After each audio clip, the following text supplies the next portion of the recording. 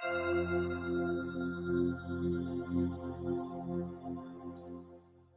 everyone, Kareem Rae here, and today I have Amobi Okugo on with us.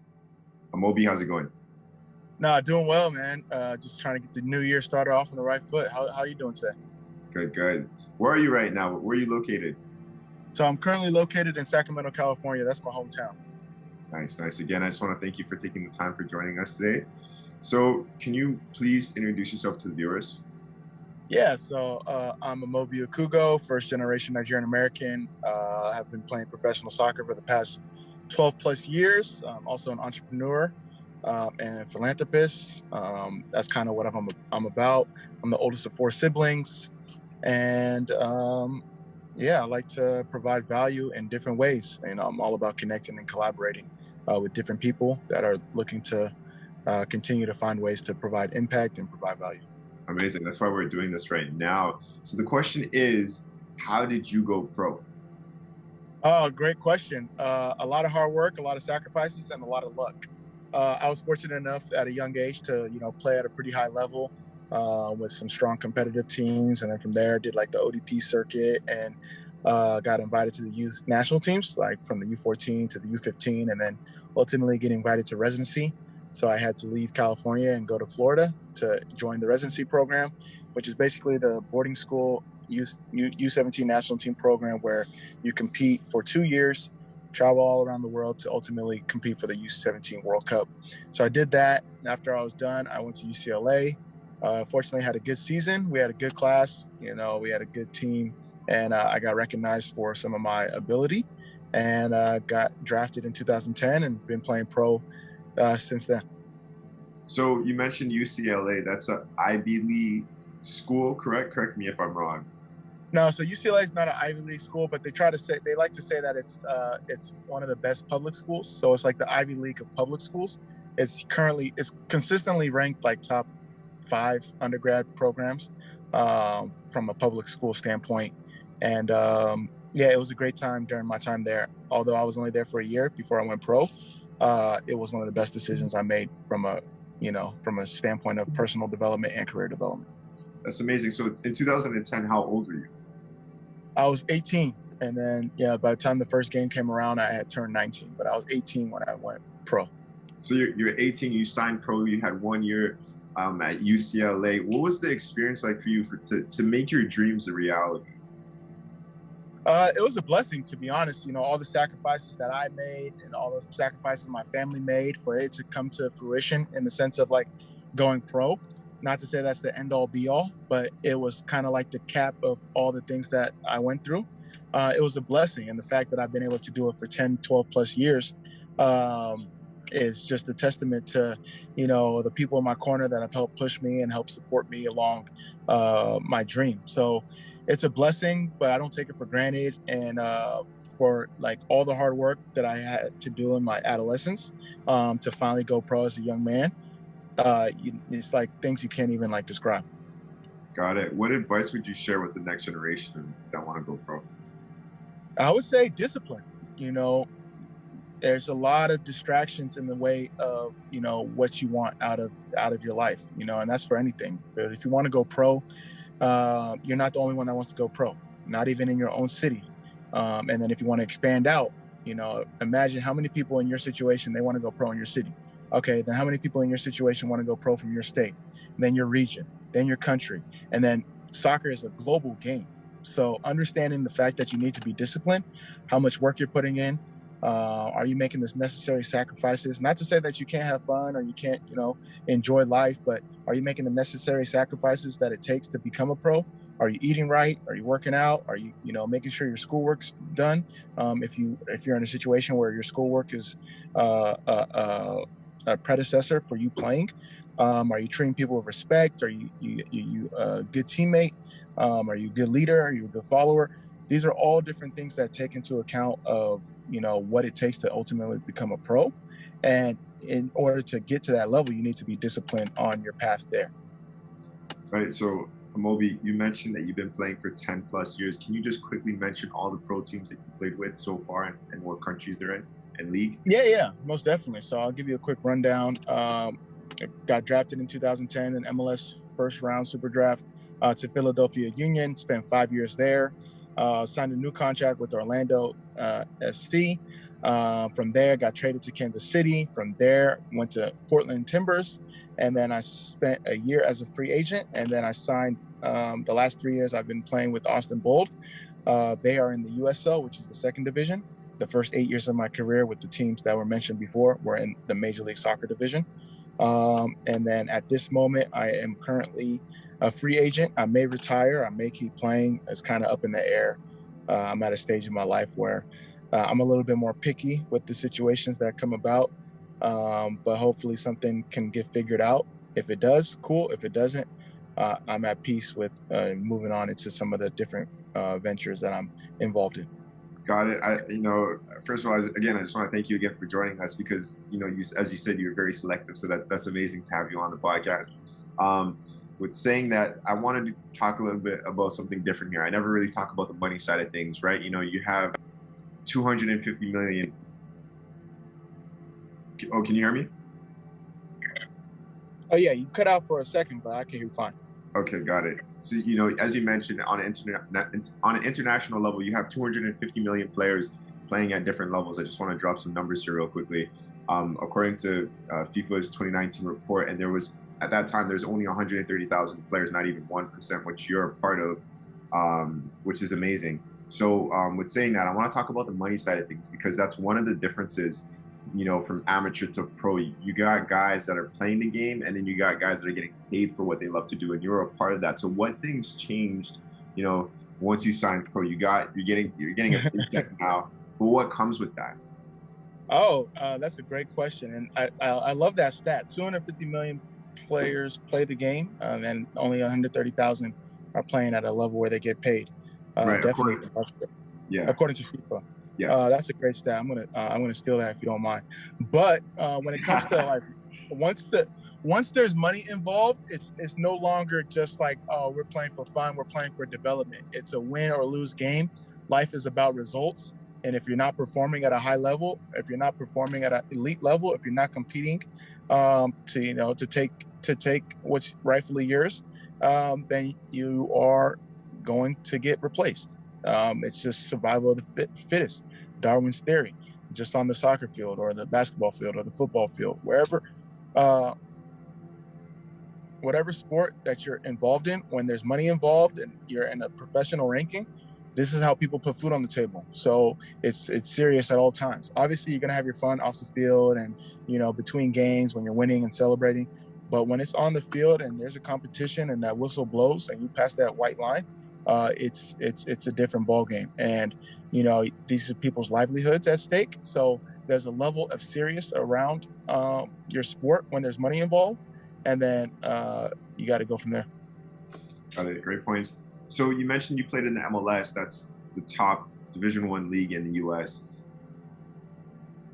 What changed mentally for you, right? What did you have to change in your mind once you upgraded your status? What things changed mentally on and off the field? For me, luckily I was fortunate enough to play at a high level, like from the very beginning, like from my competitive years. And then once I went to residency and I was part of the youth national teams.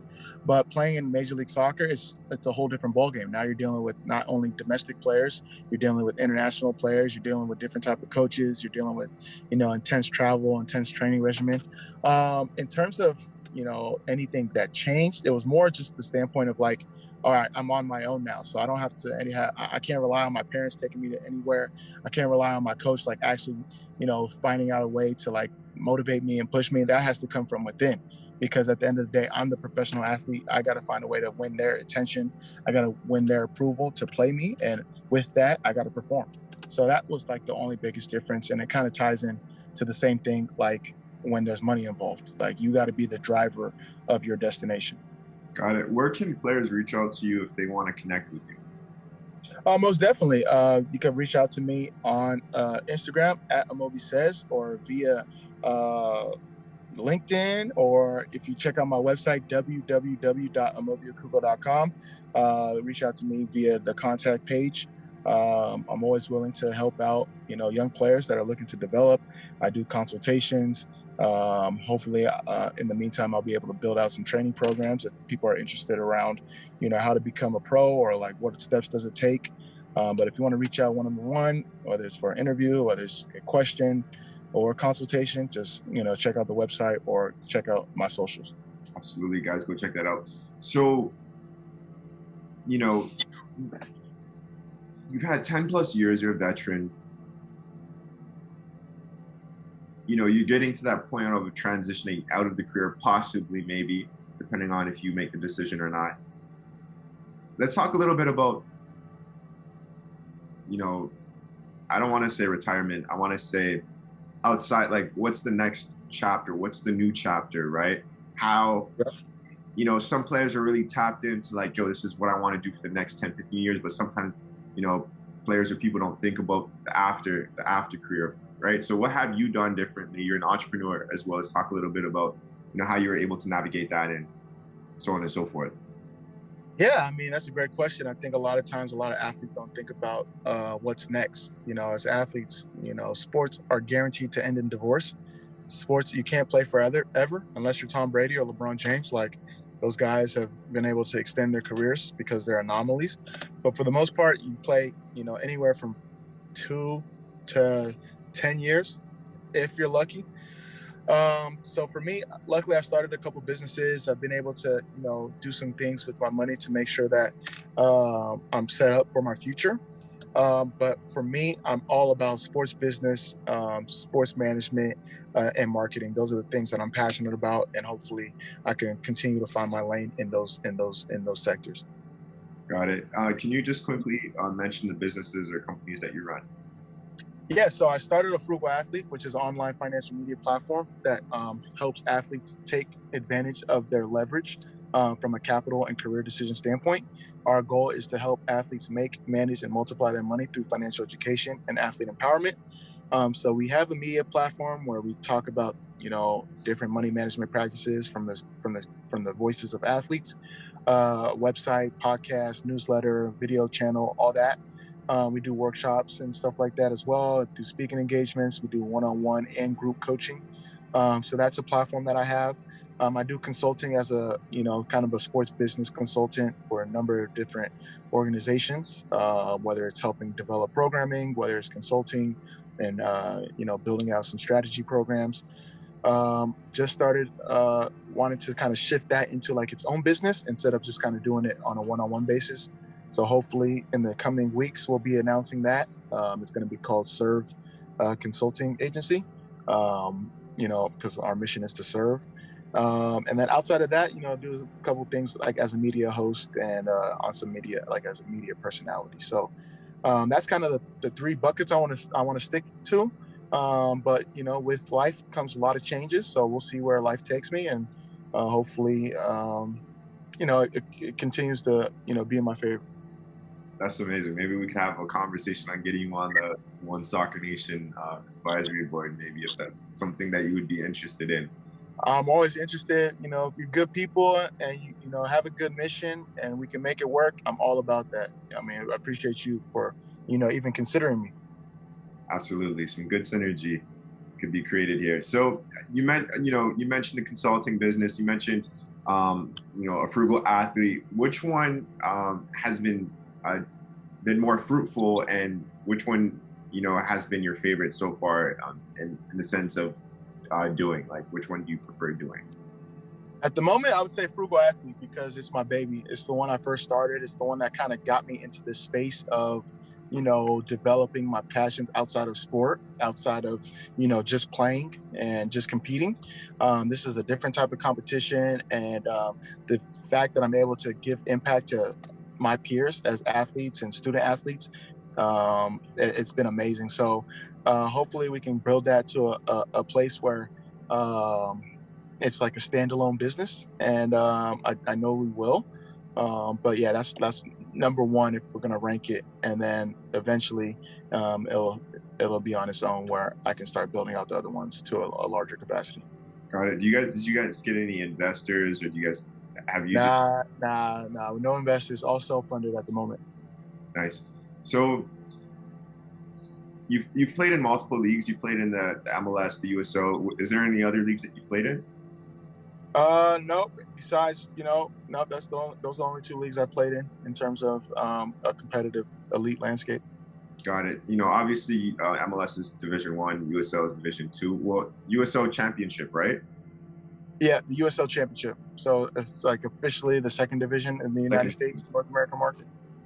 Yeah, got it. Okay. And so you didn't play in USL One though at all. No, never played in USL One.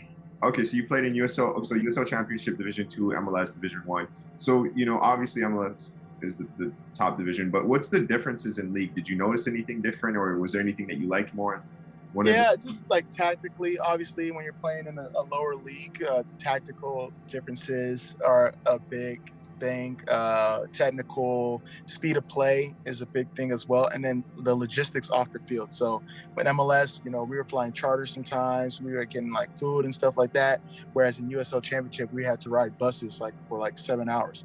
That would be like unheard of in MLS. So understanding the differences like that. USL second division, you're playing guys that maybe a little bit older or maybe like really younger. So it's like that gap as well. And then less international talent because they're going to go to the higher league. So those are kind of the big differences. But there's talent at every level, whether it's first division, second division, third division, college. It's all about how you can be in a situation where it's harnessed. And obviously in a top division like MLS, you have more talent across the board than you would in a USL Championship division or even USL League One or NISA or NASL, all these different leagues that are within the ecosystem. Got it. Great points. Last question. What's your most memorable soccer moment? My most memorable soccer moment was probably my debut in Seattle away. My parents were able to come, played in front of 65,000 people. It was our first club game as a franchise. Even though I didn't start, I was able to get on the last 20 minutes, and it was kind of like a "you're here" moment. And I really appreciate that moment. We'll always cherish it, and hopefully, I can make some more memories on and off the soccer field. Nice. And then I just have this last part here. It's like 5 speed fun questions. So you just got to answer them quick. Okay. All right. Your favorite team? Favorite team, soccer-wise, Chelsea FC. Favorite player? Favorite player all time, Claude Makelele. Favorite cleats? Cleats, ooh, good one. But Mundials. Favorite food? And Total 92 leather edition, kangaroo leather. Okay, nice.